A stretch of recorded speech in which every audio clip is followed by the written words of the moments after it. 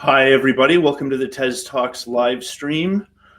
Will here, you're probably familiar with. I'm Stu. This is my first appearance on TezTalks. I come to you guys from a marketing background. I'm here to help spread the Tezos message to the masses. Joining us today is Hugo from Bender Labs. As always, we'll be giving away a Tezos branded nano ledger later in the podcast. So keep an ear out for the keyword later in the stream and put it in the chat, and then we will randomly select a winner from those that do so. Hugo, for those unfamiliar, can you give us a quick overview of Bender Labs? What's the problem with the existing financial infrastructure that you set out to solve? Yeah, of course. So first, thank you for having me another time. It's always a pleasure to participate in the TezTalks. So Bender is a company that we've created with my former co-founders and my first company, which was called LGO, Bitcoin Exchange. So we started this company in November 2020, something like that. And the goal is to create, a decentralized bank, a decentralized ecosystem, on Tezos. So a set of different decentralized protocols in DeFi. Working on the Tezos blockchain. So that's really what we want to build. And kind of like the first starting point. So we're like, back in November 2020, you have to think about like Tezos as a chain with not a lot of like DeFi, not a lot of, decentralized finance applications. And we were like, okay, so we want to build this decentralized finance ecosystem running on Tezos. What's kind of the first step? Well, you need to bring the assets and you need to bring the liquidity. So that's why we started our first protocol, Wrap, which has been live for something like 4 months now, which allows anyone to bridge assets from Ethereum to Tezos. And we're working on cool, exciting stuff as well. But like that's what we do. Bender, we're building like DeFi protocols that are with a very heavy community component, with the idea to build like a big ecosystem, a big DeFi ecosystem on Tezos. Well, I know that you've been working on a collaboration with Plenty. Can you tell us a little bit about that? Yeah, so maybe like before diving too much in the details on what we do with Plenty, I think Tezos is, from a DeFi perspective, Tezos is smaller than Ethereum, and that's an opportunity for people building on Tezos. And because like we can be collaborative versus like opponents in kind of building a bigger ecosystem. And where on Ethereum there's so much competition that it's tough to kind of collaborate with other protocols and to build on top of one another. Like it's because like you have like vampire attacks and things like that. It's quite difficult to collaborate and align everyone in the same spirit. When you look at Tezos, it's actually way easier, and that's like one of our strengths compared to Ethereum is that there's not a lot of like DeFi projects, so like we might as well collaborate together, because the goal is not necessarily to have the biggest TLV. The goal is to have like the biggest TLV for Tezos as a whole, not individual protocols. So that's kind of like the approach that we've always had, Bender, like when kind of building our protocols, collaborating with people. And we had this opportunity with the Plenty team to collaborate, and we thought it would be something cool. If you look at Plenty and Wrap, were the two biggest DeFi protocols on Tezos, and so with the token at least, and so that was like a good opportunity to not only like create dual incentives, create a partnership from a community standpoint, so merge our communities, align our interests, make sure that the Wrap holders also have Plenty holders also have Wrap tokens. And so that was like really the interest. Like, how do we start a long-term collaboration? How do we show the example to other Tezos DeFi protocols in building together versus building against one another, building together this Tezos ecosystem. And so the first step into doing that was to do like this dual incentive program on Plenty, which I think just finished like last week. Which was essentially like providing Wrap incentives for people that would lock their Plenty token in the pond, and providing Plenty incentive for Wrap token holder that would lock their Wrap in a pool on Plenty. So that was the the first step of many, hopefully. I mean, we're very friendly with the Plenty team now. I think it's a good collaboration. But yeah, that's the idea is really to grow the pie rather than trying to grow our own individual slices. You think there's a lot of space for more of these types of collaborations in this ecosystem? Of course, and I think that's how DeFi on Tezos should evolve. I see like sometimes protocols that are trying to, pick on us, that try to create FOMO on what we do. I think it's dumb, like when we look at, especially on the Tezos, and I'm not going to give names, but I think you can guess, the Tezos ecosystem, it's quite small compared to Ethereum. If we're all entrepreneurs in this space, it's to grow the Tezos ecosystem as a whole, not to grow our own little community. Like having communities of like thousands of people, that's great, but like we should aim of having communities of tens of thousands of people, hundreds of thousands of people, and that's going to come if Tezos grows as a whole. Yeah. And everybody building on Tezos should be focused on this broader mission, not just on looking at picking up on each other and things like that. Well, I mean, it certainly doesn't serve the larger goal of building this ecosystem, right? Yeah. I have conceptually, I'm very interested in Wrap. I don't fully understand it. I was wondering if I could ask you a couple of questions about it. Of course, yeah. As I understand it, when you wrap an asset, it requires approval from both chains, correct? Yeah. So basically, when you wrap an asset, you create a Tezos version of this Ethereum asset. So like you have like let's say like you have DAI on Ethereum, and you want to use it on Tezos. Well, when you wrap it, the action of wrapping it allows you to have your ERC20 asset, your DAI, whatever it is, into a Tezos version that you can use on Tezos DeFi. Okay, and what advantages does that offer over simply converting your other asset into Tezos and using that? Well, like converting, if you convert DAI into Tez, on Coinbase, you're gonna have Tez, and Tez has a different behavior than DAI, ETH, WBTC. Like they evolve differently. They have different dynamics, and in a DeFi ecosystem running on Tezos, if you have Tez, it's fine, but you want to have like more assets that have different dynamics, different prices that people can bet on, and things like that. And so that's really like the idea, is to like not necessarily convert back to Tez, but like to create a version of like the initial asset, which is usable on the Tezos blockchain. So once an asset has been wrapped, does it exist simultaneously on both chains? Yeah, it exists simultaneously on both chains, but like if it's used on Tezos, it's blocked on Ethereum. You cannot like double spend in a way.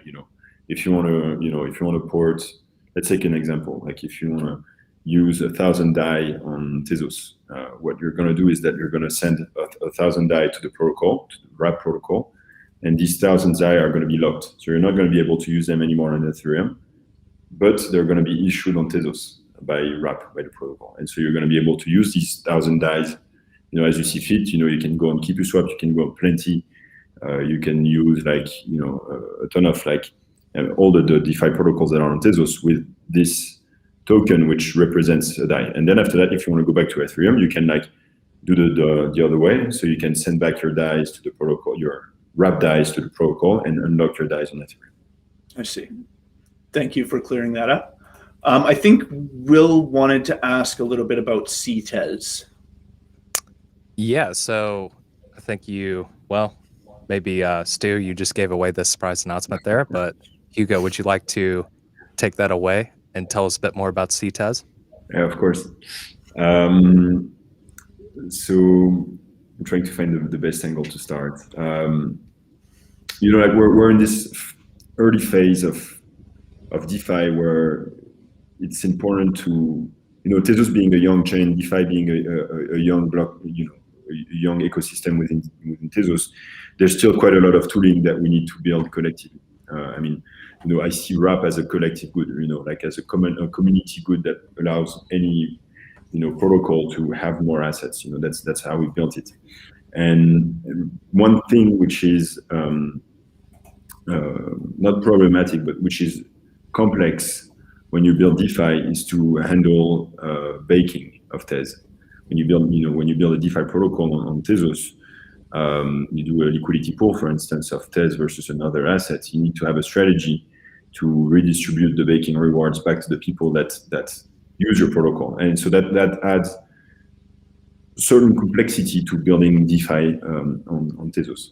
And so Arthur Brightman, we all know, has actually found a solution and designed a solution which is called cTez. And so this cTez is a simpler version of Tez. And I don't want to go too much into the details, but essentially cTez is a version of Tez with which is way simpler to integrate with DeFi protocols, which is like a standard token on Tezos, and that at the same time gives to its holder baking rewards in another form, right? So if you hold cTez, it's the same thing as like delegating your Tez, but it's the same. It's much simpler to use. So it's a little bit like C tokens on Compound, conceptually it's the same thing, but it's like a much simpler version of Tez usable for DeFi protocols. So it was an idea and a design by Arthur, who created the code and all that. And so we were like, okay, so how can we help the community, access cTez, and how can we deploy it and make it available for everyone? And so, you as you hear me talking, you understand that it's not a vendor project; it's a Tezos project. It's a community project. It's a common good, and when building it, we can only build it as a common good that is usable by the whole community. And so what's better to build a community good than to build it with a community? And so that's the second step of our collaboration with Plenty. We're building right now cTez with the help of actually two teams. First team being like the Tezos Plenty team, who's gonna help us develop and push cTez to the world, and we're doing it as well with a team called Stove Labs. So we're several teams of the Tezos ecosystem. We're building cTez. We're going to deploy it in a couple of weeks. It's not going to take very long, and this implementation of cTez is going to be used on Plenty Swap that was announced. The release was announced a couple of days ago, and we're going to use it as within the next DeFi protocols that we're going to push. We're going to use cTez as an important primitive. So to put everything in a nutshell, so I told you the story. So cTez is a simpler version of Tez. We're pushing it as a community good, as a common good, completely open source. We don't earn anything, there's no fee that we earn or whatever it is. It's really it's common good, and we're very happy to do so. And we're building it with the biggest members of the DeFi community to make it, accessible and used by the biggest DeFi projects. Yeah, I think that's pretty awesome. Especially the collaboration between Plenty and you all. There's two of the, if not the largest, decentralized applications within Tezos, collaborating together. So I think that's definitely something we should start to see more of and encourage down the road. That's cool. Yeah, it's I think it's exciting because, it's, our goal, cTez is an open source project, so anybody can deploy a version of cTez, right? So it's very easy, but where cTez has value is that, there's one big cTez which is used across many DeFi protocols. And, when we thought about this, we're like, okay, first it's a community project, we need to build it for the community. But second, strategically speaking, it makes so much more sense to build it with big actors of DeFi. So it's, we're very happy to do it. I think it's a good second step in our collaboration with Plenty, and hopefully it shows, to the DeFi community that we're serious about collaboration and building that in an open source fashion. Thanks. With that in mind, the keyword today is cTez, ! cTez. Put it in the chat, and we will pick one of you to get the Tezos branded Nano Ledger. I wanted to follow up with you a little bit. I know you've spoken before about why Tezos was appealing as sort of the foundation to build your projects on. Now that you've been doing that for a while, can you tell us a little bit about your experience in this community and in this ecosystem? Yeah, of course. Well, first I reiterate, what was one of my first learning about the community is that everybody's like super helpful, and it's actually great to see, like people coming together and helping. And so, like my number one advice, to people like starting is like, just ask questions because people are going to help. Now, like I think we've been building on Tezos since November, and I think there's been like very good things and less good things, which are not a problem. Like I think Tezos is a smaller chain. Like if you're used to building on Ethereum, there's less tools on Tezos, that's for sure. You have more, let's call them hiccups, and it's normal. It's part of like being early in a blockchain. And so I think, if you're, I'm not, me, I'm a pragmatic guy. I'm an entrepreneur, like, and the way, there's a reason why we chose Tez, which is like, okay, we understand the values, and we like the from a high level perspective, what Tez offers and what's the promise of Tezos, for sure. But like from a very pragmatic standpoint, I'm going to answer this question from a very pragmatic standpoint. It's a land full of opportunities. I mean, like there's a ton of protocols that you can bring, a ton of ideas that you can bring from Ethereum or other chains to Tezos. It's a small ecosystem, so you can collaborate with the people that are actually at the core of this ecosystem, which is what we endeavor to do. So if me personally, I have my reasons to like Tezos, that's good, but I don't think that's the most interesting. I'm talking to entrepreneurs and people that are building projects. It's like going to a country which is developing rather than a country which is developed and building stuff. Like you're kind of betting on like the underlying economy, on making sure that the chain and the currency evolves, which I think is going in the right direction. And after that, it's like you have a better access to like the core of like the machine, the engine. You can build more partnerships.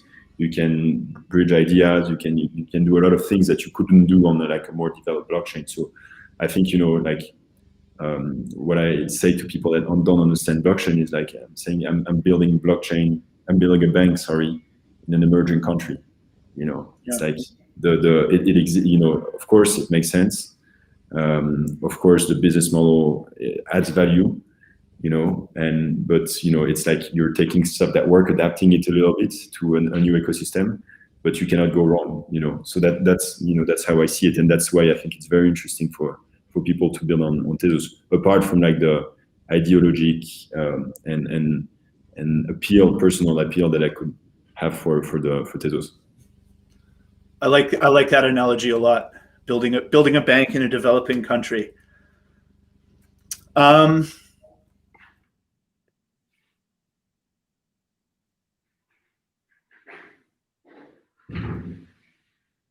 So in terms of DeFi on Tezos in general, is it simply a matter at this point of building these kind of tools and products and letting the growth happen organically and let people sort of migrate towards Tezos on their own? Or is there going to be a point where we're going to have to put this message out to financial consumers? I mean, there's a few things, I think there's definitely a marketing answer to that, which is to say like, okay, let's be more active and more visible to the broader DeFi community, not just Tezos, but the rest. But I think before that comes a question of like offer. We need to have like, and that's what everybody's doing. Like we need to build a DeFi offer which is more diverse, more compelling for people. So that means like more protocols, and I think it's very good that we have a ton of AMMs, going live, because that creates more volume, more opportunities, more trade. Like it's good, it's very good. Like in the competition is, in DeFi competition is not bad because like competition creates more opportunities of arbitrage and brings more people. So that's actually good. So I think like the offer is getting there's more and more DeFi offer. Wrap plenty. Like there's a team called Crunchy, like doing some stuff as well. So like this is good, more and more offer, and we need even more offer. We need lending protocols. We need, like, we need to get to the point where we can say, okay, everything you can do on Ethereum, you can do it on Tezos. We're not there yet. We're going there, but we're not there yet. I think. I do think that that Hiket Nunc was instrumental in growing the, paradoxically, the DeFi protocol, because like what happened with Hiket Nunc was absolutely crazy, and and people that went to Hiket Nunc earned like those HDAO tokens that were later like that you could use on Plenty, and so like that was kind of like the first step of many people into DeFi through like the HDAO token and through like Plenty farms and things like that, which I wouldn't have necessarily foreseen before that. So I think it's very interesting to see that the NFT wave that was very strong on Tezos is actually converting into something which is a more on the DeFi aspect. So yeah, I think like ways to grow DeFi, like one is like building up the offer, which is like what we're all collectively doing, adding more stuff, more protocols, more yield opportunities. And then when that's done, or in parallel, kind of building broader awareness on like Tezos, and that goes like with the listing, like those governance tokens on like centralized platforms. That goes with like having our own version of DeFi Pulse, or like including Tezos protocols on DeFi Pulse. All those little things that are super important for visibility. And it's not necessarily like big PR campaigns, but it's just like being quite well referenced in DeFi, DeFi news, DeFi platforms that are mostly Ethereum today. I think that's going to help a lot. So I would say that those are the two things that we need to grow DeFi. Yeah, and going off on that, there's been a lot of primitives that we've kind of seen built out on Tezos in terms of DeFi.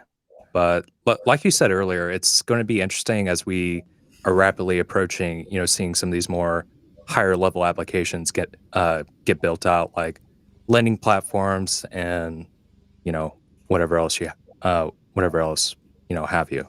But one of the bigger things that we saw was the Granada activation. So maybe you can share a few thoughts on how Granada could potentially implicate RAP, Hugo? Yeah, of course. So I think, not necessarily speaking about RAP, but more like from a DeFi perspective, I think the big news with Granada is liquidity baking, which ensures like, deep liquidity for Tez versus TZBTC, which is super interesting because, like as DeFi, as soon as you have one liquidity pool, it's way easier, like to build other pools, So it's that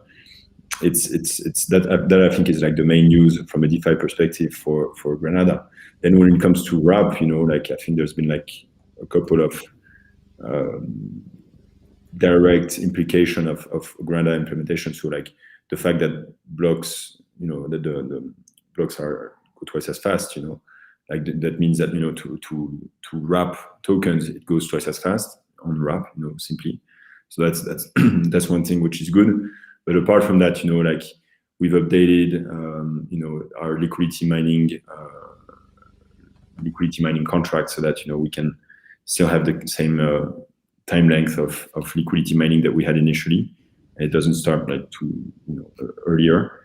But yeah, Granada is an important implementation. I think there's been it was a bit rocky for a few days, right? So I think we're still collectively learning, and hopefully in a couple of upgrades everything is going to be like super smooth. But it's good. Friction is good because it allows us to learn. But yeah, it's a good update. Very excited about liquidity baking, which I think is going to be a game changer for DeFi on Tezos.